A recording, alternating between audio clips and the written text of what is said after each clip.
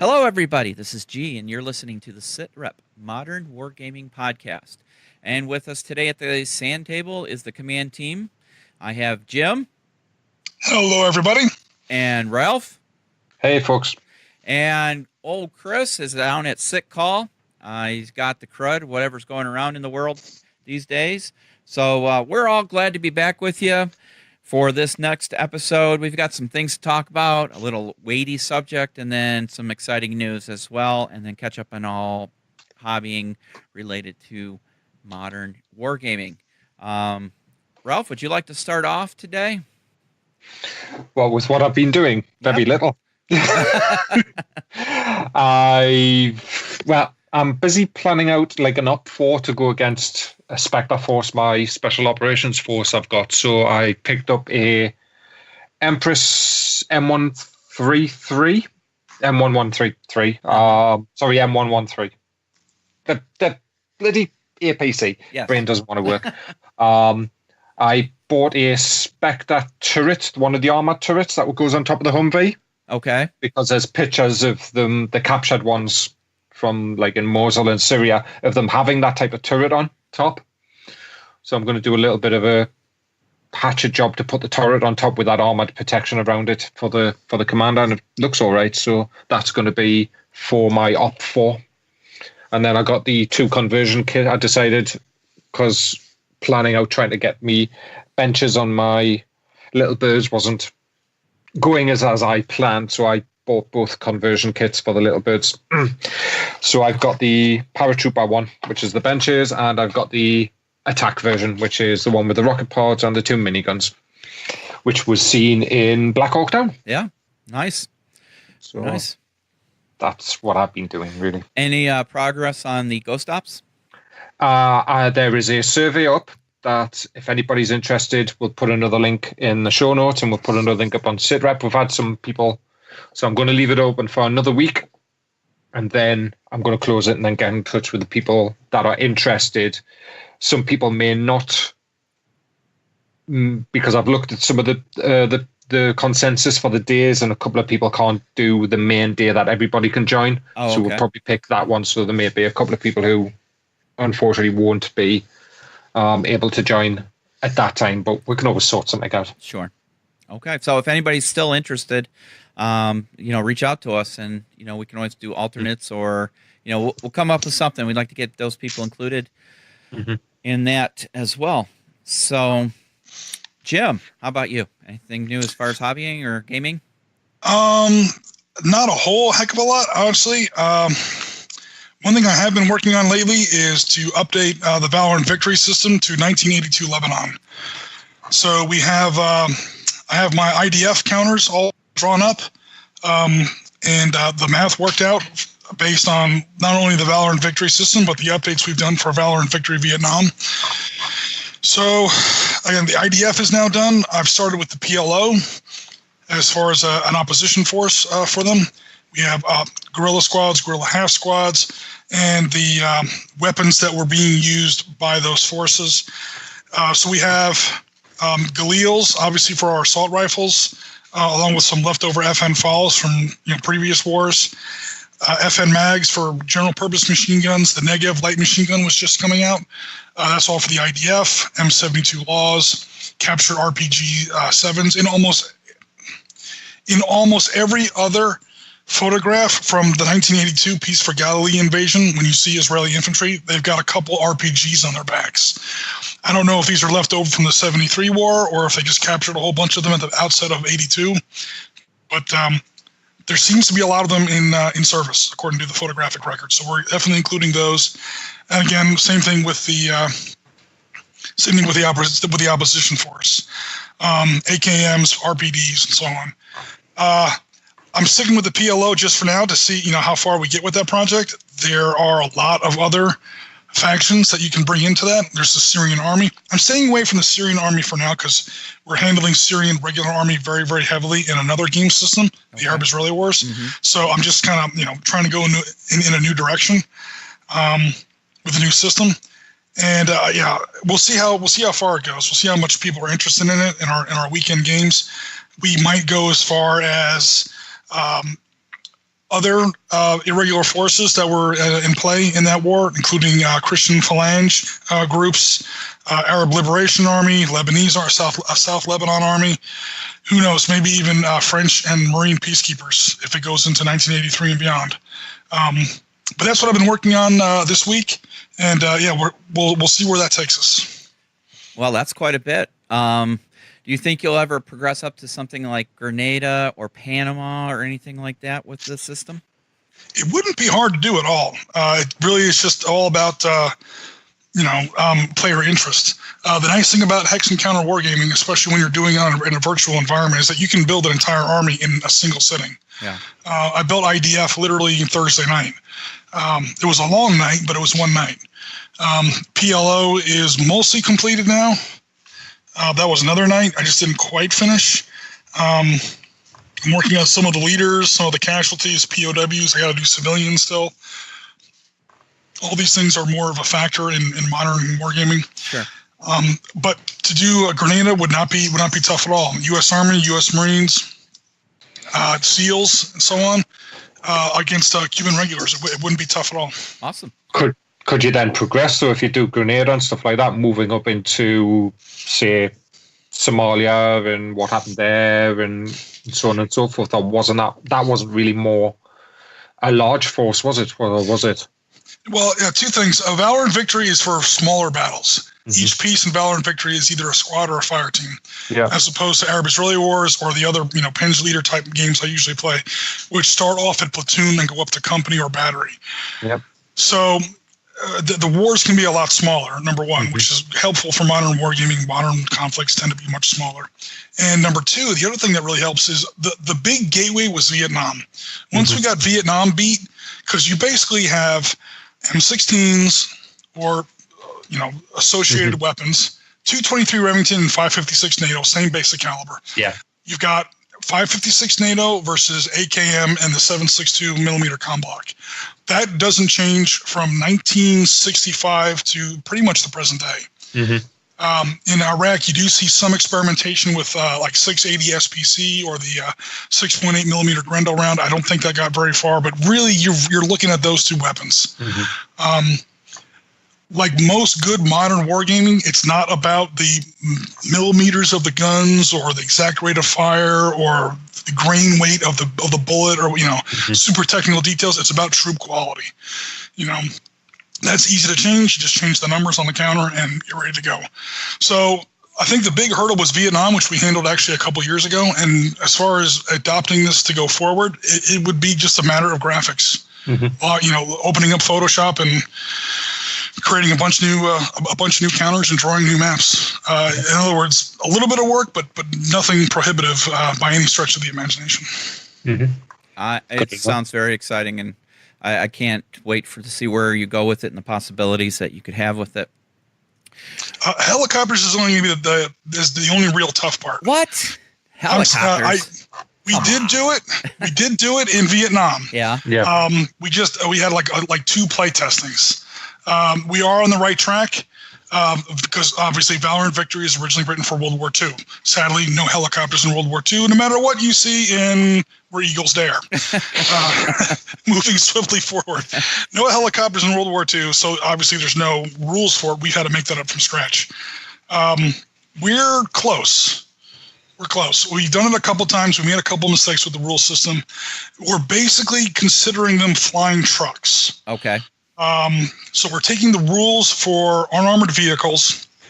I'm talking about. I'm not talking about attack helicopters. I'm talking about like a Huey. So definitely Hueys. Unarmored vehicles. We're just obviously changing the way they move, and we're changing the way they interrelate with terrain, and making up some rules for altitude and landing and taking off and things like that. So it's done. We just honestly haven't play tested it enough. One of these days, we're just going to sit down and play test it some more. We may find a couple more bugs in the math, but nothing's serious. And the counters are made up for both Australian and American helicopters in Vietnam. In fact, we have an Australian-themed Vietnam game scheduled for tomorrow with somebody, ironically, in Australia. Nice. And we'll see how that goes. I don't think we'll have any helicopters in that one, though, because it's his first swing with the game. Sure.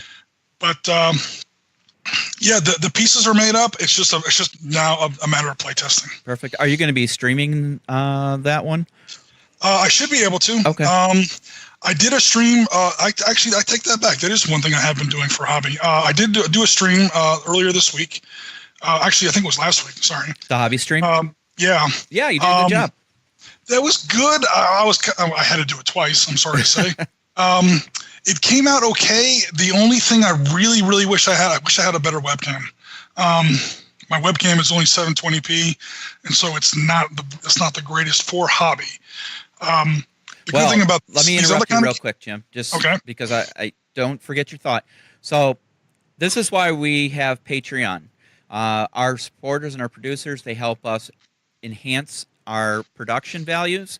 And this is one of the perfect examples of how those funds for those supporters help us produce better content. So, Jim, we'll talk offline and we'll see if we can upgrade you there. Oh, okay, cool. So, I'm sorry, go ahead. I should also mention that I need a new laptop. I need a new 60-inch plasma screen TV. There's this weird knocking sound coming from inside my car. And, oh, wait, I'm sorry. I got off topic there. No, but in all seriousness, for streaming, again, I wish I had a better webcam for physical, taking a look at miniatures on the tabletop, kind of thing. Yeah. But for these virtual games, you're literally just streaming what's on your monitor directly. So the resolution there will be a lot better for that kind of a stream. Nice. Yeah, I was able to peek in on it when I was over in Ireland when he streamed. It was really good. Yep, Ralph, that's the exact same one I have here that I use. So anything else, Jim? No, that's pretty much it for me for hobby. Okay. Well, actually, I have quite a bit. Believe it or not, I actually took time off of my real life, and we flew over to Ireland to the home studio of Beast of War OTT and did quite a bit. I spent one day, that was last Friday, all day assembling T-72s. Oh, nice. John didn't have you assembling. Yes, John had me assemble the T-72s for his Oil Wars program that they're putting together. I did the, if you notice, there'll be some T-72s without the barrel gas tanks on the back. Those are it. He made a creative decision not to put them on there. I said they look goofy, but he's probably going to put them on in the end. But I built like 20 tanks so in a day. Because he was live streaming. We all started together. It was John, Jerry, and myself. We're all sitting at the workbench putting tanks together because he has a ton to put together. Who knew Russian armor was so cheap? Points-wise. It isn't Team Yankee. Yeah, it is very cheap. I'm sorry. Let me preface, if you don't know what I'm talking about. So John, who's one of the painters over at Beast of War, is putting together a game for the new supplement for Team Yankee from Battlefront called Oil Wars, and he's chosen to do an Iraqi/NATO force against a Russian force. It's a make believe. What if? And people are like, well, how are you going to get a Russian, to come through? Because you got Iran and Syria in the way. There's no straight shot. So, well, what if they drove a corridor between the two countries right into Iraq? So, who knows? It's make believe. You can do whatever you want. So, yeah, he goes, hey, and I'm like, I can help you build some tanks. 20 tanks later, we had all these T-72s sitting around, and I will say it burned my fingers to touch Soviet armor. It's terrible. No. So, yeah, we did that. And then when I got home, I had a package waiting for me, and it was the first of the 2 new airbrushes I bought from Badger Airbrush during their birthday sale, where you could buy any airbrush they have for $55. Nice call, by the way. So I have a Badger, and it's never let me down yet. Nice. So the first one I got, I pulled it out of the box. Well, one, I didn't know they were going to send each one separately. So I opened the box. I was having kind of a rough day at work. I come home. I open the box, and there's one airbrush in there. I'm like, what the heck? So I messaged the guys over at Badger, and they said, oh, no, we're sending them out separately because they hand build them all. So they're sending them out as they assemble them. So the one I got, I'm looking at it and going, there's no paint cup on it because it's a gravity. It's not a siphon. Yep. Mm-hmm. And I'm like, what the heck? And then I look at the barrel, and it's got a little built-in paint well, actual into the barrel. I ordered the wrong one. There's 3 different models. I ordered the what's called the 100 SG, which is just it's for finite detailing where you're using very little paint, which is fine because I can use it for lines and stuff. It's fine. The other one I'm waiting on will be my primary workhorse, and I still have my Iwata as well, but that one needs a total rebuild. So I got those. So I base coated the Spectre Razor that I assembled on the live stream a couple weeks back, the week prior to Jim's. And I apologize to everybody. We did not stream this past Thursday. I was having computer issues, and unfortunately, we have my mother-in-law who's very, very ill. So unfortunately, we're dealing with that as well. So we did not stream, but we are going to get to regular programming. I promise you. Also, I know some people reached out to me to ask me what happened to Op Center this week. Jim and I haven't talked. Basically, there's a lot of work that goes to Op Center at this point, and we want to make sure that we're not burning out Jim. So Jim and I will talk about it, and we'll inform everybody once we have a better outlook on that as well. Other than that, what else did I do? Oh, working on the ARMA server. It's taking a lot longer than I was supposed to. I was supposed to go live yesterday. Yeah, yesterday's the 1st. Haven't you had to do that like several times now? Yes, I've had to do it. But you know what? The one thing that's holding me up is getting the freaking end of the mission objective trigger. So basically, when you build these, you have to set up like triggers. So when you cross into an area, it activates another item. So in this case, after you go through the mission and complete the objective, you have to go to an exfil point. Once you get to the exfil point, you set up your security and wait for a helicopter to come pick you up and extract you to your home base. Once you hit the home base and the helicopter lands, the scenario ends. For some reason, I cannot get the trigger. I can get the helicopter to come, but it won't land. So you're all looking at this helicopter as the bad guys are coming after you, So now it's, I don't know if you all have heard of the Mogadishu Mile.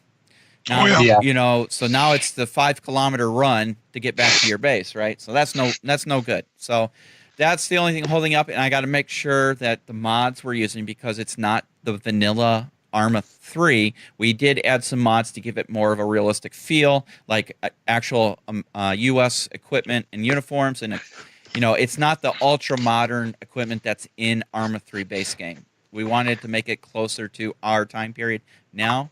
And then so we got to make sure it's all running smooth so people can hop in and out. The server will go live. It'll be up 24 hours a day, so no matter where you are in the world, you and your friends can hop into a game. You just have to get a passcode from us. That way we don't have people coming in and trying to mess with it and, just not make it fun for people.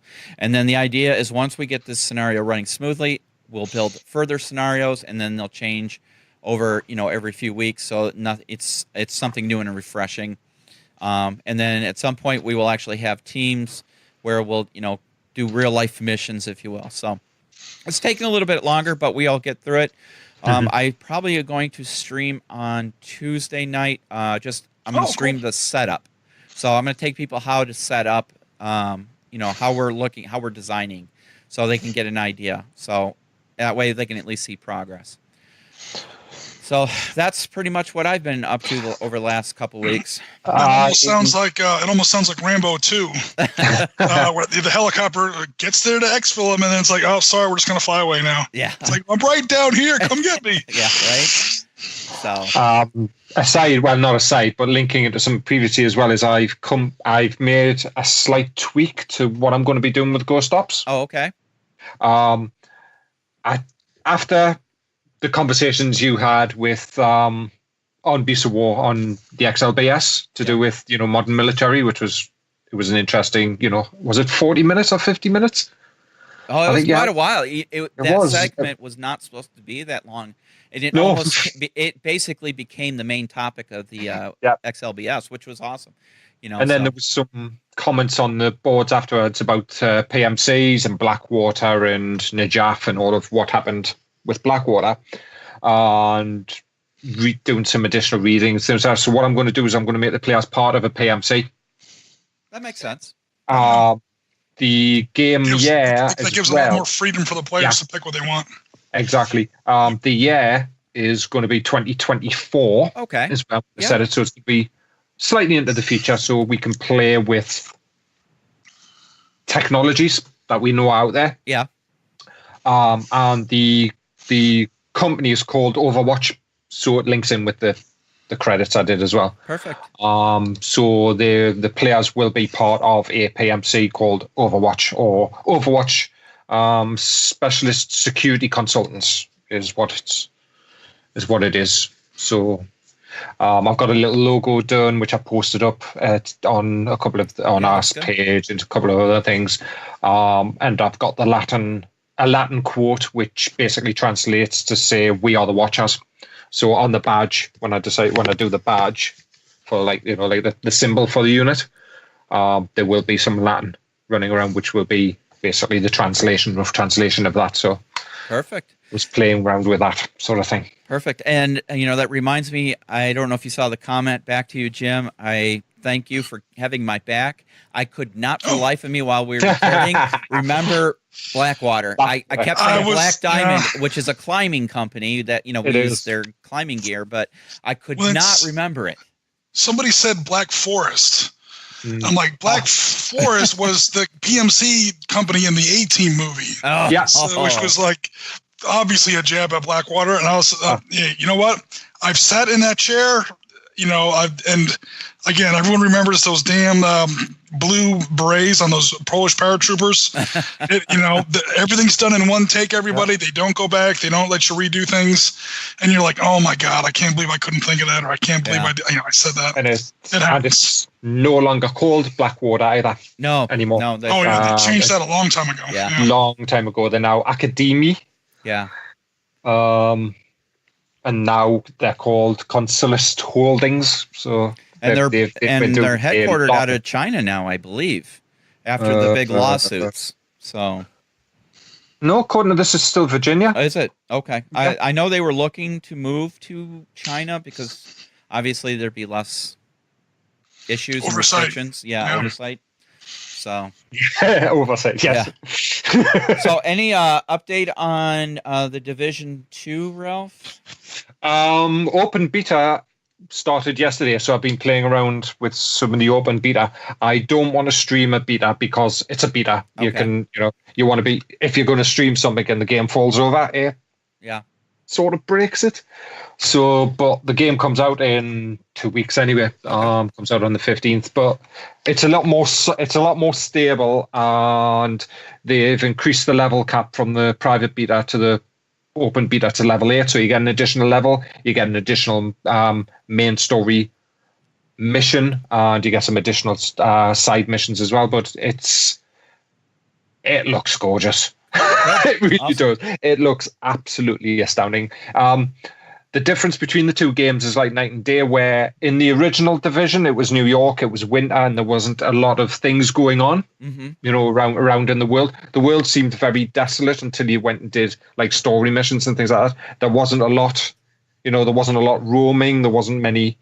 There probably was, but it was trying to find them. Within the Division, you'll be running along, and you'll get shot all of a sudden by one of the gangs, because the gang's running in it's in Washington DC, this one in the summer. You'll suddenly get shot and you'll be ambushed by one of the gangs, or you'll come across a roving patrol. You'll have it's not a side mission, it's just something. You'll hear a tannoy going off of like propaganda, and that then highlight a mission to go and stop it from calling that propaganda out. You'll see some civilians surrounded by one of the gangs that you can go and rescue. So there's things going on. There's animals running around, dogs, and I ran along one of the streets in Washington, heading towards the theater, which is where one of the starting bases is, and there was rats running towards you from the thing. So it's a more living world than probably the original Division, which they said. I think there's a lot of press now about it. They've sort of yanked up the the medium machine for it and stuff like that. But yeah, it really does look really nice on the PC. So Awesome. Why am I reminded of the Wandering Monsters table in old school D&D? Oh, classic. You have a mission. You're going to the mission, but oh wait, out of nowhere comes a band of rats or kobolds or who knows what. But sure. Yeah, now I gotta drag out my books. Got to play some classic D&D. Sorry. No, I love that. That's awesome. Classic D&D's great, but 5e wonderful as a system. No, got to play second edition.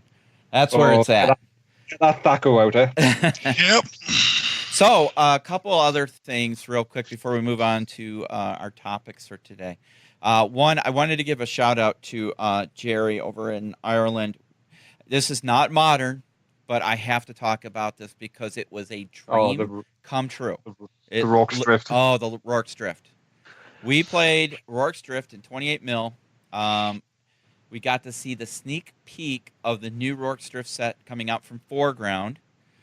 He had the prototypes there that we used. And I got some more exciting news on that, too. But we got to play. I played the British. I was Bromhead. Or not Bromhead. I was Shard and Color Sergeant Bourne.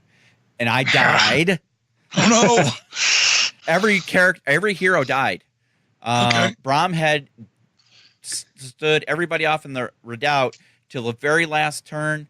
On the final assault by the Zulus, they basically what happened is if you got any hits, you had to roll 2 six-sided dice. If you got double ones, that meant the main character of that squad dies.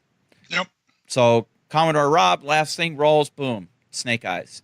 Down goes Bromhead. So I think pretty much that took care of everybody, but the British still held out. The game took almost 7 hours to play, so it was a lot of fun. It was really well done. It was literally, I had been listening to the audiobook on Rorkes Drift the couple weeks listening up to it on my way to and from work. I watched Zulu Dawn. I watched Zulu. So it was a really great time. It was Warren and myself and Big Ben and Cad. Ben and Cad are the father-son team from Foreground. And Mick was there. So we had a really great time. Commodore Rob. It was a really good time. It was a dream come true. So Mick, bugger off, Mick? Yeah, bugger off, yeah. How's he doing? I haven't talked to him in forever. He's doing really good. I didn't know he was coming. He just happened to show. Oh, and Lloyd was there too. Okay. So, it was a nice crew, and we started about, what did we start? About 1 and didn't finish till 8-ish that evening. So it was a good time. Which leads me to, possibility speaking, I'm probably going to be going to Historicon this year. And, Jim, it's in Virginia. You just got my attention. So, Big Ben, we have a lot of details to work out. Nothing is confirmed. This is total tableside chat while we were waiting our turns. He's planning on getting the whole Rorkes Drift set out by then, and he's asked if I would be interested in help running the participation games during Historicon. So I'm like, ooh. And then, I might get a nice treat to take home with me. So we'll have to see. But I definitely want to go not only from that standpoint, but from the sit rep standpoint, because there's going to be a lot of good stuff modern-wise that I think we could do a good coverage of. So. Now, did you call up Big Ben and say, you need to do some modern... Oh, wait, I didn't tell you the Middle rest. Eastern... There's more. Wait, there's more. So he goes to me, so I'm going to let you pick one thing that you want us to design. And he goes, I don't care if it makes money or not. I want to start testing design process. So you tell me what you would like us to build. And I said, the Olympic Hotel, Mogadishu. There you go. So that was the right answer. So I said, I want you to design Mogadishu. And he goes, what? Ooh. I'm like, well, okay, if you can't do Mogadishu, how about we start with the Olympic Hotel? And then the entire city. Yeah, just give me a couple blocks worth, because I would really like to do that as a participation game at some point. My a Black Hawk Down, where you have your guys come in, where you have your Rangers take the corners, they fast rope in, they're holding the perimeter, while Delta's landing on the rooftop and going in. And then as you try and make your way out of the city, at some point you're rolling dice.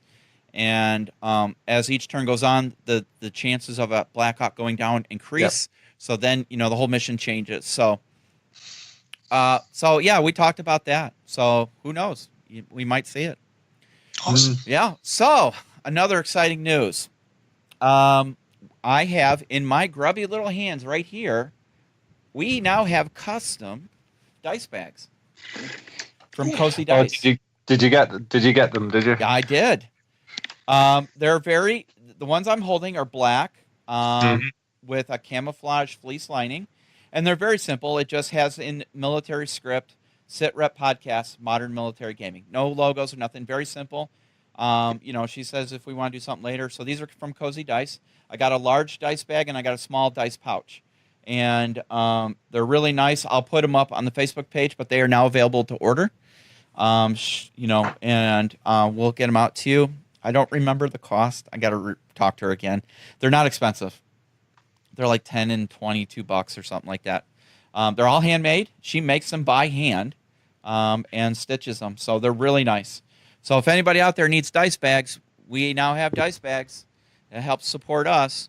And on top of that, we now have mugs and T-shirts. And the crew has been, showing off in some of their pictures. And some of our producers have ordered T-shirts and mugs as well. Did I surprise you guys yesterday when I sent you the picture? Tools of the trade. So I had my Sit Rep mug on the counter and my SIG. Yes. People are like, what is wrong with you? I was getting ready to go to work. I work my regular full-time job, and then after that I work my police job. So I have to, take all my gear to work and lock stuff up. So got my Sit Rep mug, and I got a nice Army brown tan T-shirt with the Sit Rep logo on it. So at some point, I think we're going to have to update that graphic. Yeah. And something a little snazzier, but I think it looks great as is. Also, I've been researching a little bonus for all those who donate in our Patreon as a producer. They will all get sent a mug. So I'm working with a company that can do bulk. So it's, cost effective, obviously. We just got to make sure it is something that is cost effective. So it's just another way to thank those that are, at that level. I'm trying to think. Oh, yes. So if you guys were watching the XLBS and during our modern segment, there was talk about boot camps. There was. Let me just say, I've been talking to a company over the last couple days that has a book coming out. Yeah, that's going to be part of the news, isn't it? Now, again, nothing's confirmed. This is really intro talks. But there's interest in doing a boot camp in Ireland in the fall, if all the details can be worked out and it's agreeable to everybody. But I have not left out those here on the other side of the Atlantic. I have plans to do another boot camp in the Chicago area because it's the centrally located of the country. So, even people coming from Canada or whatever, it's pretty much even. With another company, because we want to spread the love and do a modern boot camp. Don't know timing yet. Hopefully, when we get to Adepticon, we'll start nailing down details and see if these people are interested. I have a couple companies that are very interested. Just got to make sure we can coordinate everything. So, exciting times. We just got to make sure we can arrange all the details and it works for everybody. But, you should have seen the comments I was getting after the XLBS. People are chomping at the bit for a Spectre boot camp. So, they really do. I think there's already a waiting list, and we haven't even officially announced anything. And there's already a list of people, ready to go. I'd definitely be interested, but it's also timings and other things as well. And I may have to go being part of SitRep to cover it. You see? Oh yeah, most definitely. So we'll sort it out. See. So I think especially in the UK and probably Europe, the clamouring for just a boot camp on moderns. I think more than anything, it could have been any system. I think it's just getting together with like-minded people that want to play in that space, and Spectre just seems to be the one that's leading the way at the moment. Oh, most definitely. So I think it is. And then as far as, like I said, the U.S. side, I want to talk to a couple of the other companies. One of the miniature companies that has a rule set. I heard rumor that War Banner, that's Tim's, SASM company, they merged. They have modern miniatures that he's coming out with the rule set, if I'm not mistaken. I thought I heard something in the wind about that. Obviously our friends over at Skirmish with Ultra Modern or Ultra Combat Modern. I would like to see that as a boot camp. We'll have to talk to them. As far as terrain, obviously the guys over at Black Site Studios or even Kirk over at Miniature Building Authority could do terrain, for the boot camp. So we'll have to see. But also I was thinking as far as the U.S. boot camp for those downtimes, like evening gaming, I was thinking maybe if I can get Jim to come up to Chicago, he could run some Valor and Victory, Vietnam or Lebanon or, something special for, gaming as well. I definitely would be interested in that for sure. Yeah. So I think we could really make it an incredible weekend of gaming, and just really get people deep into some of these game systems. Because they do need some highlighting. Unfortunately, I think modern sometimes takes a back seat to World War II. Or Napoleonic. Or that freaking 40K, Yeah. Well. Is Napoleonic really that big a deal over here in the States? Or I seem like the black powder itch here in the U.S. is mostly Civil War. I've been watching... Sorry, G. I've been watching... There's a YouTube channel called... I'm trying to remember now. I'll bring it up. And they cover all sorts. It's a wargaming group. I think it's up in Virginia way, but I'm trying to find them now. Let's have a look. Little Wars TV. Okay. They are based in... It doesn't say where they're based. But they've done Civil War, Napoleonics, Carthage. They've got a collection of videos of them filming games and stuff like that. That's the one I think I sent you the link to, Jim, where they did Force on Force and they did Fallujah. Oh, yeah. Those guys. So they gave the Marines Blackhawks for some reason. What? Yeah. What? Yeah. I can't believe you didn't see that, G. No, I kind of had to ping that saw out a the little comment, bit. but honestly, we were traveling at the time, so I didn't really give it a second thought. But what? They did. But it was a way they did they did 3 videos on that. They did a round table with some veterans who play, war games, talking about that, and they covered the same thing we covered. When we were talking about, is it too early? Oh, really?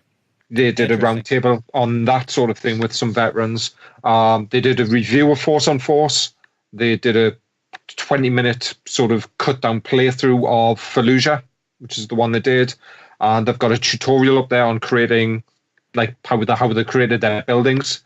But it's all in 20mm, of course. Yeah. I will say that their table looked amazing. They had a 20mm table. It was like 12 feet long, 6 feet wide, something like that. Yeah, it looked like awesome.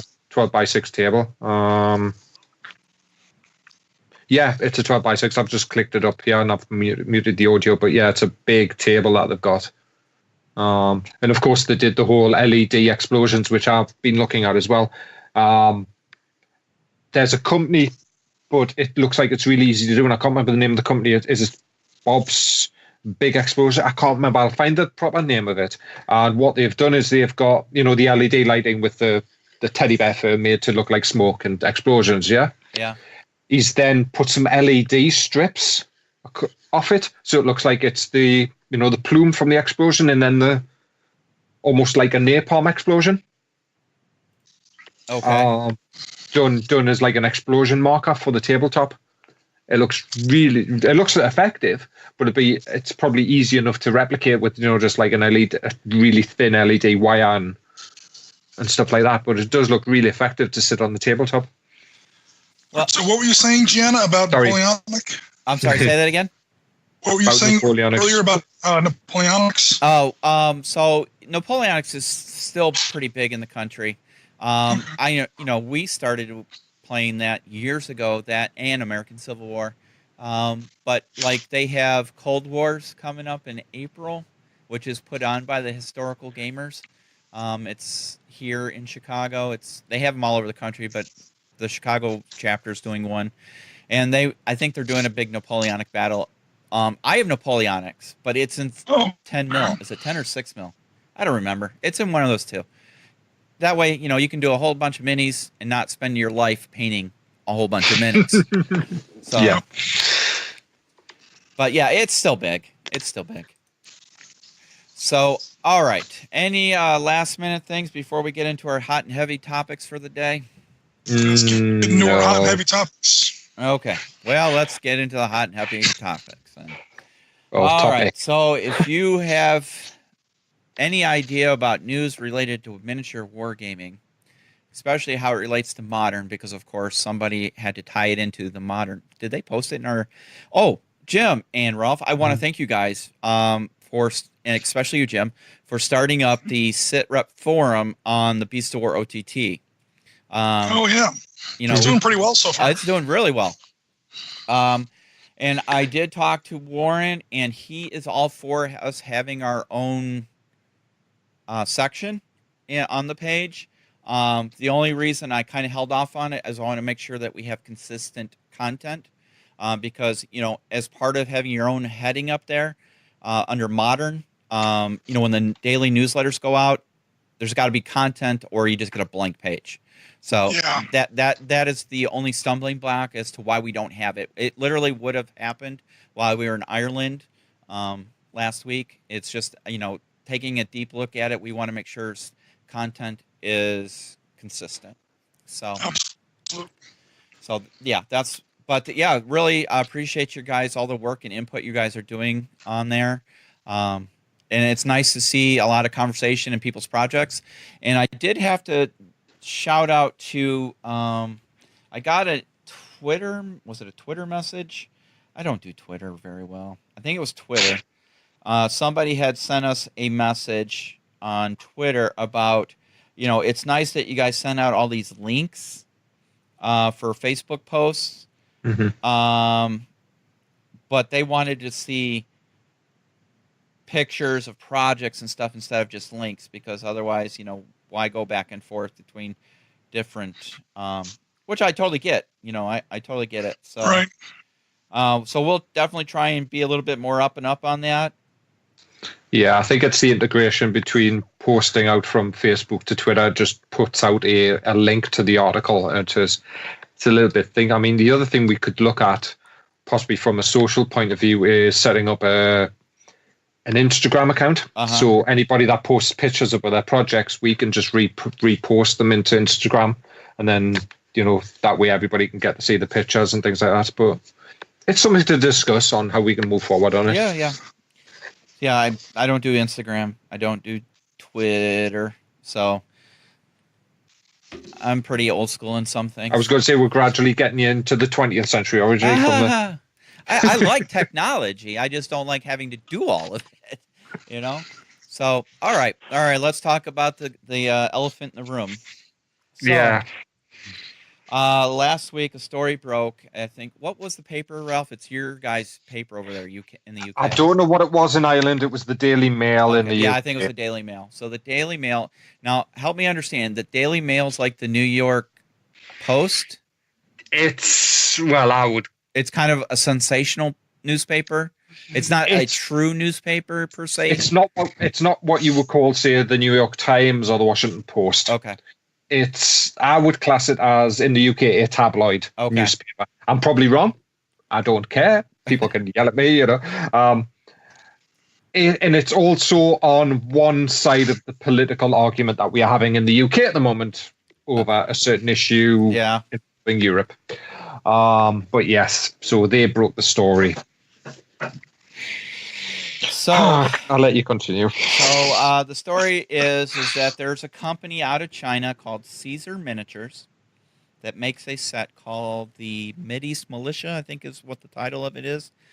Yeah. And essentially it's ISIS. Let's be real. And in this set, there is a prisoner dressed in, obviously you paint him however you want, but the way it's displayed is he's on his knees in an orange jumpsuit.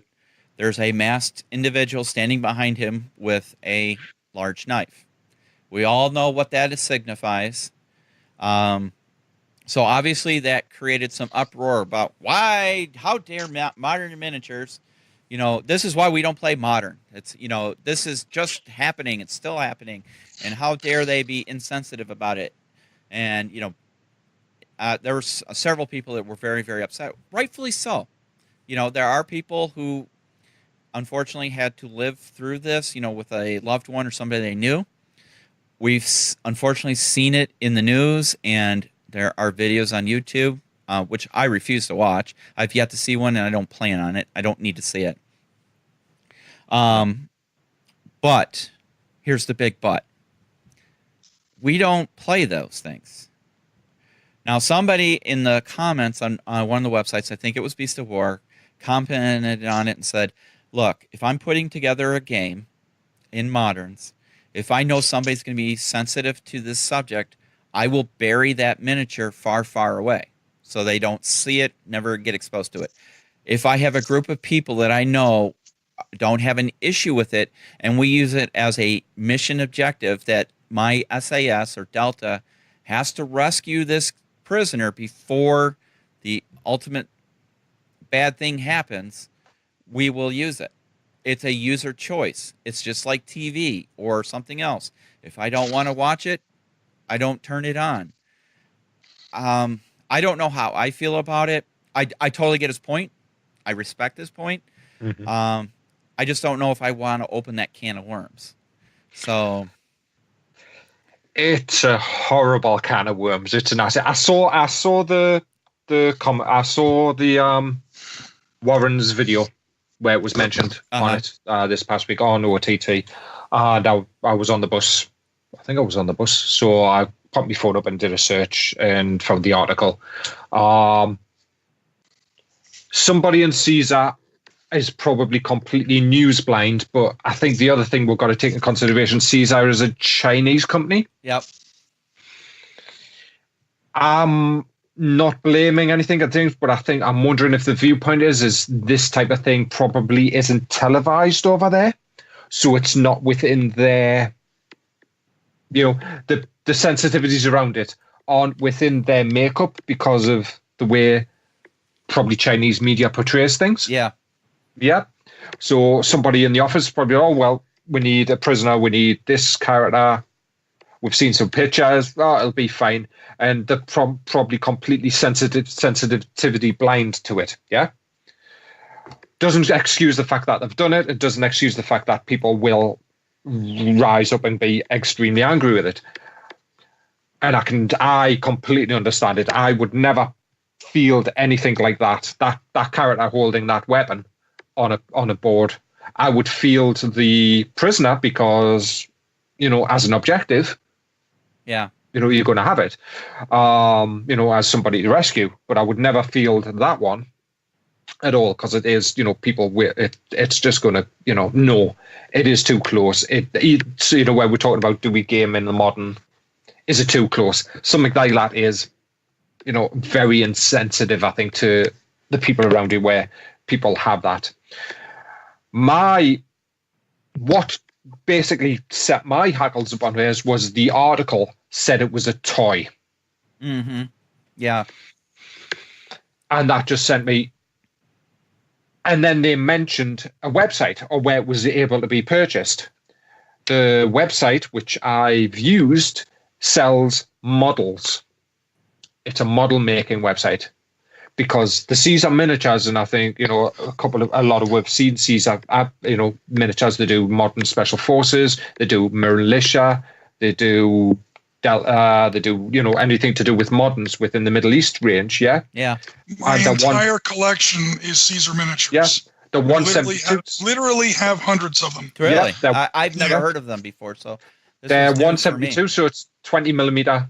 Yep. They do basically 20 millimeter moderns in plastics. It's what I, as a kid, used to call mini soldiers, because you used to have the 135th scale, or the big soldiers and the little soldiers. They're basically 2 inches tall, so they're roughly 1 to 35. Yeah, so you had the big soldier, which was the large FX or figure, and then you had the little figure, which I remember playing with as a kid, and we used to call them little soldiers, and that's the type of it is, because you got like 30. You get 30 in a box. Okay. The 20 millimeter, they're perfect for if you're going to use 20 millimeter, so force on force or something like that. It's just when I saw the Daily Mail class them as toys and the headline around it, it was like,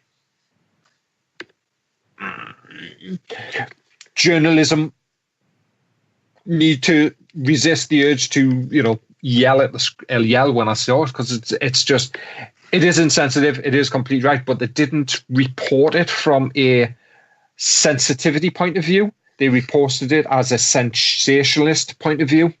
Yeah. And that's what got me. I think if they'd been reported with sensitivity around it, it probably wouldn't have got the traction.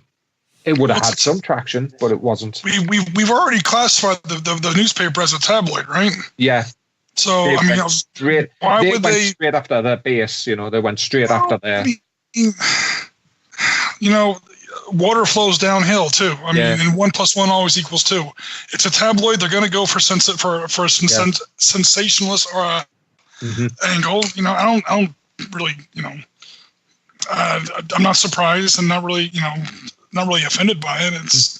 It's what they do. I mean, the National Enquirer is always going to report trash. The New York Post.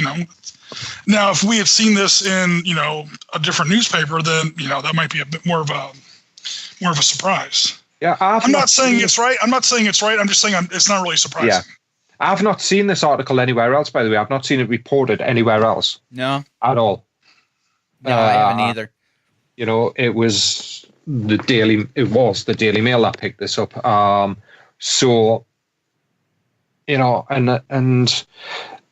the other thing as well is not so much the way, it was possibly the way they are, is the way that this one article seemed to highlight a small portion of the hobby, and they've tried to portray it in a negative light. And we enjoy our hobby. We enjoy playing in lots of different spaces. We talk about moderns on here, but we play in other spaces, and things like that. And it's just drawing the highlight onto that one negative thing is just like, we want to grow. Yeah. It's one of those subjects. If you want to look at it from a purely sterile standpoint, I've seen much worse in video games. In some video games, so, but it's one of those cycles, I hear in the U.S. years ago, and Jim, you'll remember this, there was a certain politician's wife that was all up in arms about video games and how it was going to create the downfall of the, American population, and, it's rotting kids' brains, which is, I don't know, but, violence. So, but I don't know. I mean, what are your thoughts, Jim? What do you think about this? I think it's interesting to deconstruct exactly what it is that has people irate. Yeah. We talked a second ago, and please correct me if I'm misquoting anybody, but it was like, look, I don't mind fielding the civilian or the captured prisoner or whatever as an objective, someone to rescue, but I don't want to field somebody holding that weapon. Okay, we're talking about a sword or a machete. It's machete. So we have a problem with a machete, but not with a flamethrower or a minigun. Yeah. It kills 6,000 people a minute. Yeah. I mean, again, maybe it's the interrelationship between No one's, everyone's got miniguns on their helicopters. No one's got a minigun pointing at a civilian's head. Yeah. And maybe that's the issue. That's what the issue is. It's not the ingredient. It's not the fire. It's not the gas. It's when you bring the match and the gas together. Yeah. And that becomes it's the combination of elements as opposed to just the element. Me personally, like I said, I use Caesar miniatures because they're in the right scale and they're super cheap. Mm-hmm. I get a box of 40 miniatures for $10. They cost me about $1 a piece. They're not the best. The plastic is very, very soft. You can melt the guns very easily. Everything's bendy. It doesn't take primer very well, but you know what? I'm not a super, miniature guy or super hobbyist guy. It doesn't really matter to me. They're super cheap. They're easy to paint.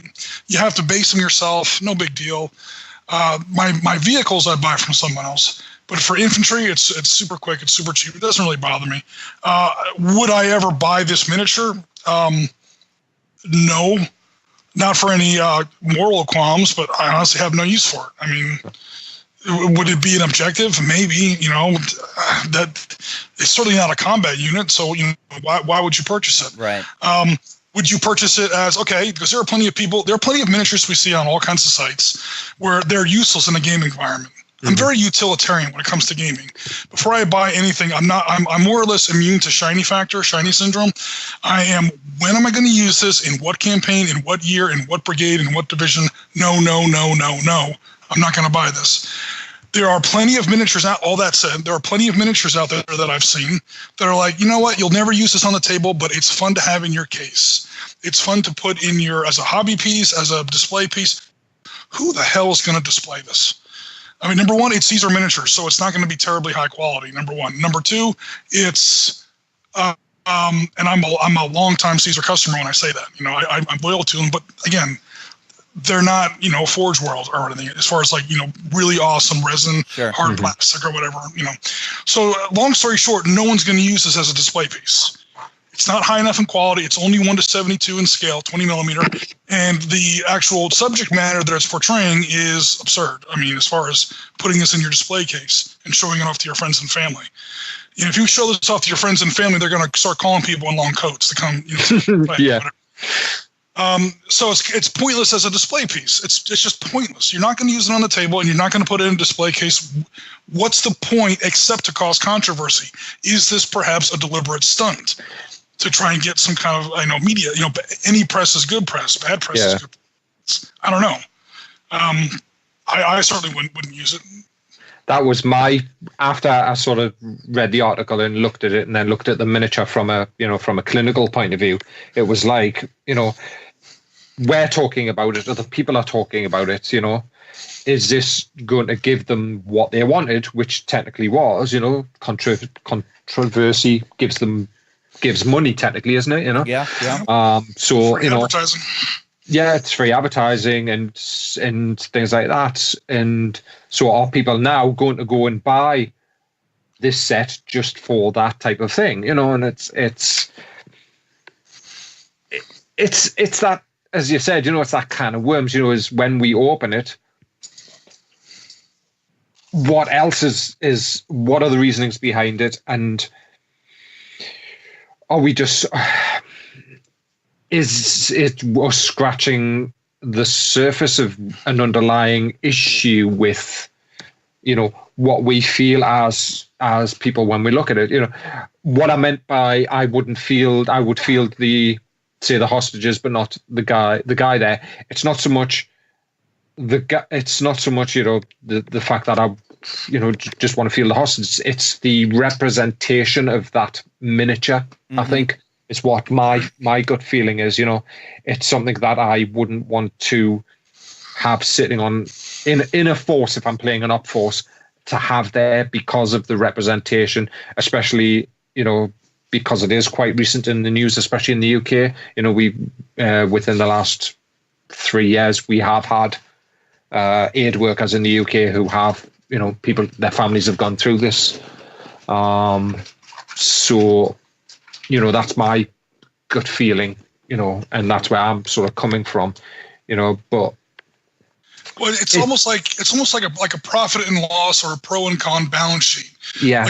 People are always talking about, is it too soon and you can go as far back as, it doesn't matter how far back you go. You can go back to ancient Rome. A war game is still about killing people.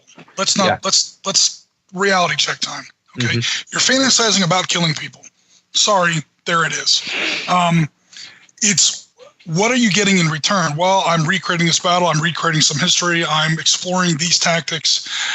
There's all these other plus and minuses that you get to. Okay, you know what? There's a point to it. There's a tone. It's a question of tone. And tone, I feel, is almost like a symptom or a byproduct of intent. What are you intending to do? And if that intent is elevated enough, either in entertainment or education or recreation or whatever flavor you want to use for it, if that intent is elevated enough, it can, that pro can justify a lot of con as far as what people find offensive or acceptable or whatever. Here, my issue almost isn't the level of con; it's the complete lack of pro. Yeah. What is the goddamn point? You're never going to use this on the table. You're never going to put it in a display case. Therefore, any amount of offensive factor is almost completely unwarranted. Again, what's the point? I mean, I can drive around. I can paint a 20 millimeter Tiger tank. Okay, Tiger tanks were usually in the Waffen SS. Putting a Tiger on the table is going to be offensive to a lot of people. Most Tigers were in the Waffen SS. The second you put it on there, especially if you put it in historical markings, you got big death's heads all over it. What's the point? Well, it was in this battle, and it was this, that, and the other thing. There's all these historical angles. Okay, it kind of not excuses it, but it justifies it. Here, I don't see any justification. I don't see what, I would certainly have no problem building an ISIS technical. I would definitely want to do Modern War, the Modern War magazine series from Strategy and Tactics has had several issues on ISIS. I would love to do some work on ISIS in, who knows what. I will do ISIS until the cows come home. I have no problem with doing ISIS, but I would never put this in any kind of content that I do. Not really a point of whether or not it's offensive, but it's there's no point. And if there's no point, then it's tough to justify any amount of offensive content in there. It's just it doesn't seem like it's worth it. No, it doesn't. Nope. So you listening out there, let us know what you think. All right, enough of this seriousness.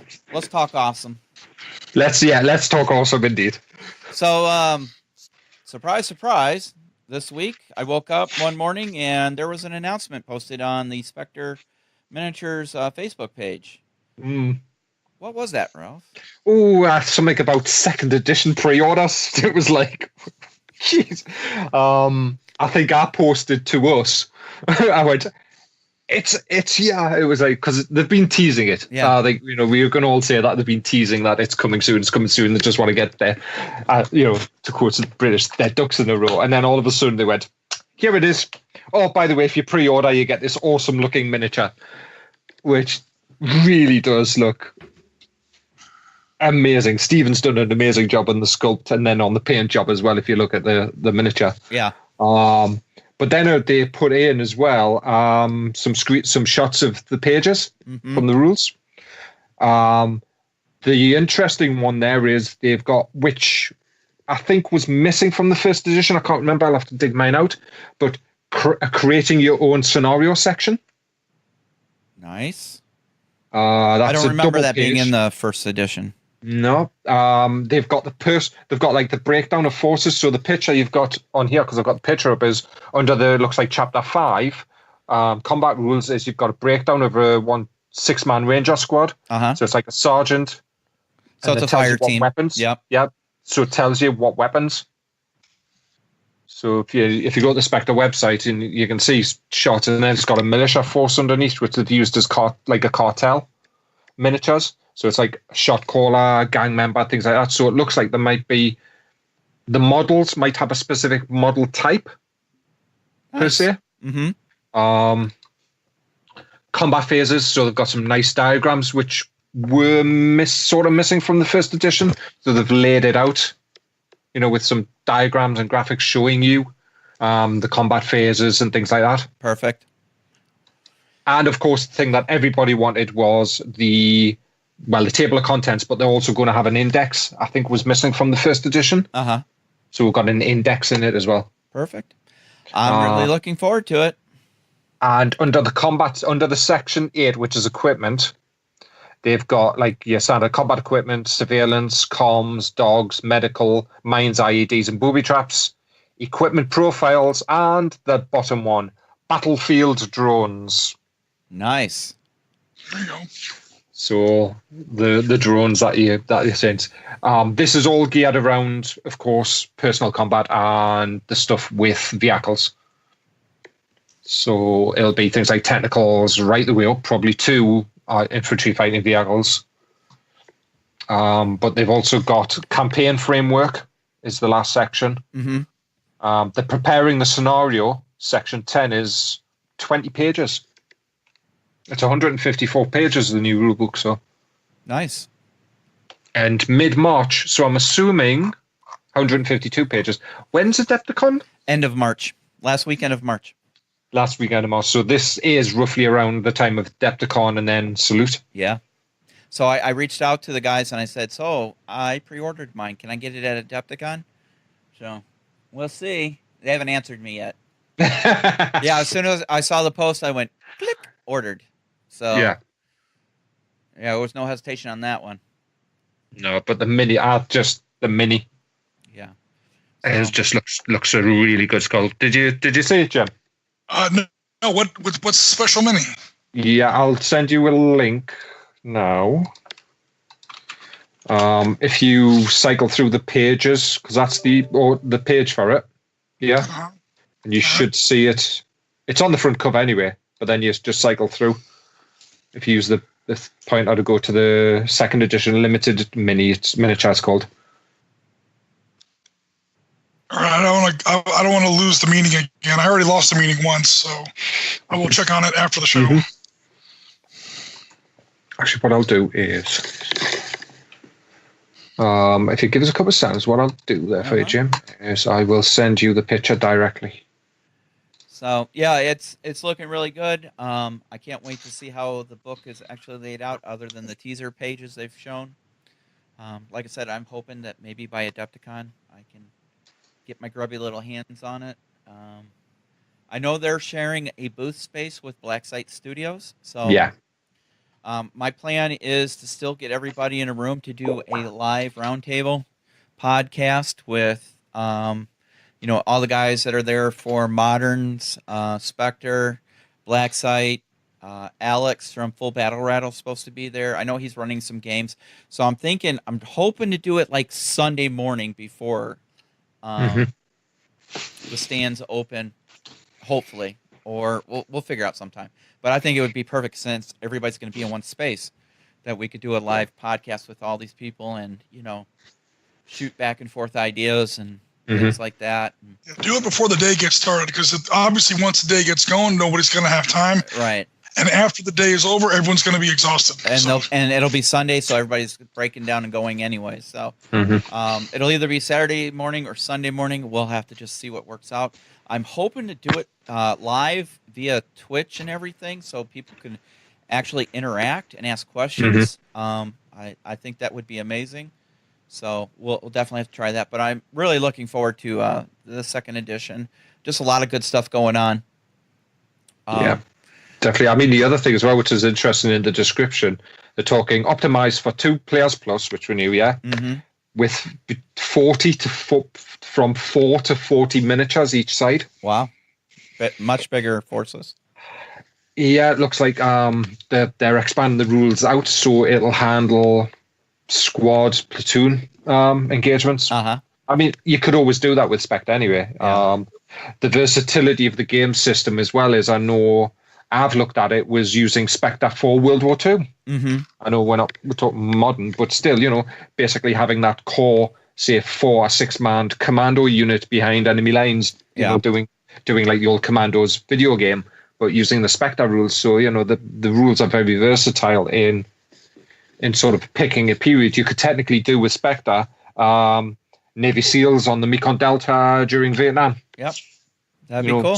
So that type of setting and it's a nice selling. Yes, it's spec operations. It's modern, so you're talking, latest weapons, subsonic ammunition, optics, lasers, and things like that. But you can still downgrade it slightly to go into those different settings, and it's just a nice, versatile, set of rules. Awesome. Like I said, can't wait. And once we get our hands on it, we'll definitely do an in-depth discussion on that rule set as well. Look for interviews and stuff from Adepticon. Breach and Clear episode? Yeah, definitely. Definitely. Clear. And I think it's going to warrant a hobby stream where we actually build a game table on this one. So we'll see.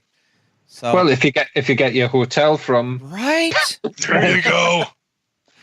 Yeah, it'd be awesome. So, all right.